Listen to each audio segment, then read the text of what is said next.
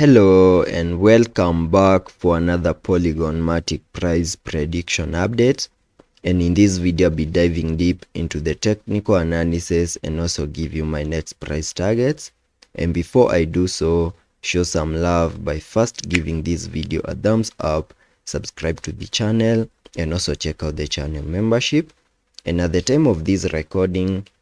Matic is holding below a key area of support at around the $0.678 mark, which is now acting as a resistance. We are also holding above a key area of support at around the $0.6227 mark, which is now acting as support for us to continue gearing up. Matic has also continued to obey the Elliot wave structures, where you can see that after seeing our massive crash on the 10th of June, in a breakdown move that gave us a low at around the $0.52 mark, we have been seeing a very nice recovery to the upside in a move that has been obeying the Elliot wave structures, where in my past videos I have been saying to you that I'm terming these as the first wave to the upside. Then we saw a breakdown move in the formation of that wave 2 in a move that fully maximized minimum target areas, highlighted here on the charts using this red target area. And after fully maximizing that target area, we started this impulsive move to the upside in what I've been terming as the formation of that wave 3 to the upper side, where I gave you minimum target areas by connecting the trend-based Fibonacci from the low of the first wave to the high of that wave 1, then dragging the fibs to the low of the second wave, giving me a minimum target area at the fib level 1.618, and that is at around the $0.812 mark, and that is the minimum that I've been expecting Matic to do in the formation of that wave 3. And you can see that at the time of this recording, we are yet to fully maximize that target area to the upper side. And because of the impulsiveness in the formation of this wave 3, I have also been trying to track a 5-wave move within the formation of that wave 3, so that we can have the wave 5 fully maximizing our target areas, where you can see that on the charts I've been terming these as a first wave, then a wave 2, a wave 3, and I believe that whatever we are seeing at the moment is a breakdown move in the formation of this wave 4 before we can continue gearing up in the formation of that wave 5. And I have also been giving you my minimum target areas for this fourth wave to the lower side by connecting the Fibonacci's from the low of the second wave to the high of that wave 3, giving me a minimum target area between the fib level 0.382 and the fib level 0.5. And you can see this is an area that we have fully maximized, and there are high chances that we can see a turnaround within the target area, see a break above our next key area of resistance at around the $0.678 mark, get a successful retest, continue gearing up, break through other significant areas of resistances until we fully maximize our minimum target areas in the formation of that wave 3, then expect a breakdown in a wave 4, then continue gearing up in the formation of that wave 5. That is the first move that we can expect here on the charts. Alternatively, in case that doesn't play out and we continue seeing further breakdown, and maybe these breakdown moves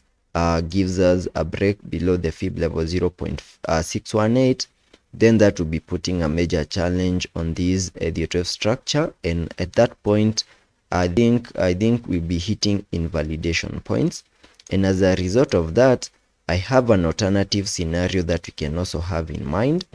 where we can term these as an even more bullish scenario, where we can term these as a 1-2 setup. So there are high chances that whatever we have on the charts is a 1-2 setup, and this is another 1-2 setup that we have on the charts. And if that is the case, I also need to give you an area here on the charts that we also need to keep our eyes on, in case this area over here also gives us a break to the lower side, where I can give you the area by connecting the fibs from the low of the second wave to that high at around the $0.7107 mark,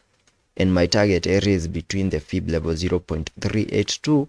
and the fib level 0.618, and I can change the color of these target area to red to differentiate it from the other one. So in case we see a breakdown giving us a break below this blue target area over here and we continue heading further down, then there are chances that we might make our low within this red target area in a move that we can term as a 1-2 setup to the upper side, and then afterwards, once we see a reversal within the target area, we can expect an impulsive move in the formation of a wave 3. So that is the alternative scenario that I have here on the Matic chart,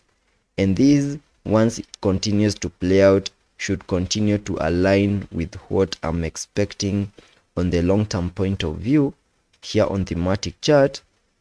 where I have been saying to you that after seeing our June lows last year at around the $0.32 mark, we saw a 5-wave move to the upside, completing the formation of that larger Elliot wave count 1 in a high that was made at around the $1.3 mark. Then we started a breakdown move in the formation of a larger Elliot wave count 2 in a breakdown move that has fully maximized minimum target areas highlighted on the charts using this yellow target area. And since we have fully maximized the target area, there are high chances that the low is in and Matic is now ready for a massive pump in the formation of this wave 3, where we can get target areas for the third wave by connecting the trend-based Fibonacci from the low of the first wave to the high of that wave 1, then dragging the fibs to the low of the second wave, giving me a minimum target area at the fib level 1.618, and that is at around the $2.1051 mark, and that is the minimum that we can expect Matic to do in the formation of that wave 3. And to get enough confirmation, we first need to see a 5-wave structure to the upside, followed by an ABC corrective structure to fully confirm to us the low is in and the start of an impulse has now started. So those are my breakdown targets here on the Matic chart. Also taking a look at the indicators on the RSI, we are trading at around the 46 mark. On the MACD,